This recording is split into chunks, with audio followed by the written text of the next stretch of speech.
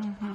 Mm-hmm. And why do they think China, of all countries, have a labor problem, have a labor shortage problem that they need Uyghurs, slave labor? I mean, and even if China do need slave labor, have a labor shortage problem, it's not something that 12 million Uyghur, if all of them work, kids and old grandpa work, would be able to fill that gap. I mean, Mm-hmm. and right now what I do see is there's kind of concerted sanction on any businesses I that was just have any getting kind there. of business I was in just getting there. Yeah. Xinjiang that yeah, that will hire Uyghur workers. It's the automatic assumption is any company that hire Uyghur worker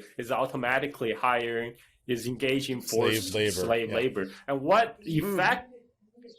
effect Yeah. that has is actually depriving Uyghurs of any legitimate employment opportunity. And what does that achieve? This is not going to help the Uyghur people. This is designed to actually it's more of a collective punishment to push more Uyghur into unemployment, to more into misery, into suffering, so they will be more discontent with the Chinese government. This logic of sanction, basically. Yeah. That's the entire point, is that if you start putting pressure on electronic manufacturers, Sony, Panasonic, Samsung, etc., you start putting pressure on garment manufacturers, Nike, Adidas, you start putting pressure on tech companies, Apple, Microsoft, etc., to remove, essentially, to sanction Uyghur workers from the supply chain, then you've taken a group of people that one generation ago, the majority of which were subsistence laborers and agricultural workers that were leading more or less a hand-to-mouth existence, and in the course of a single generation have been able to improve their economic and social condition exponentially. Well, if you send them right back to that same sort of subsistence living, then you create social discontent within that group. And then they're more likely to rebel against the government that they feel is Mm-hmm. responsible for their condition. In 2009, there were Yeah. multiple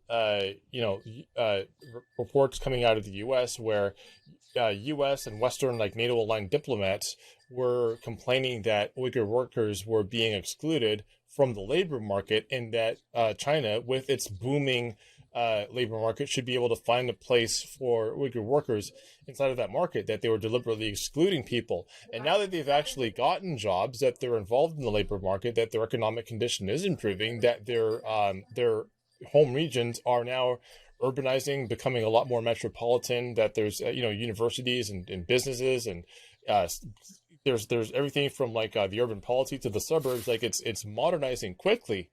And what you find now is then the interest is to pressure companies into sending them back to where they were in the first place, that caused these conditions of conflict in the first place. They want to send them back to a pre-2009 existence.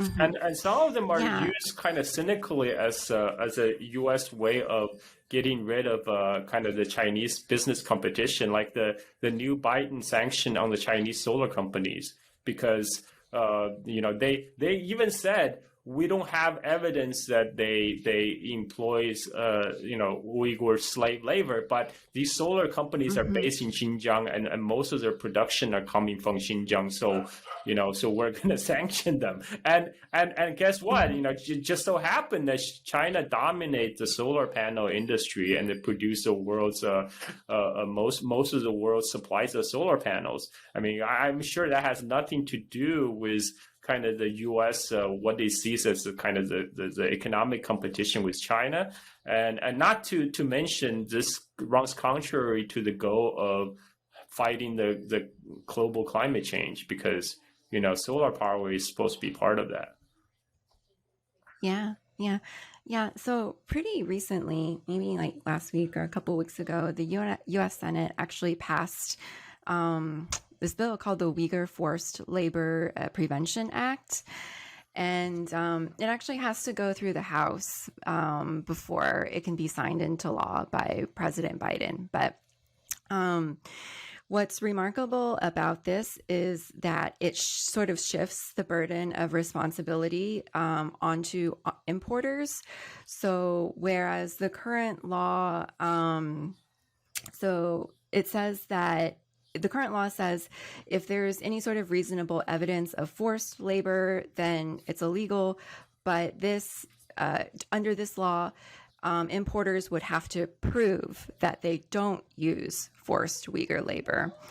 So they have to prove that they're not using forced labor, and it's just You have to prove. it's sort of typical. You have to prove you're Oh, go innocent. ahead.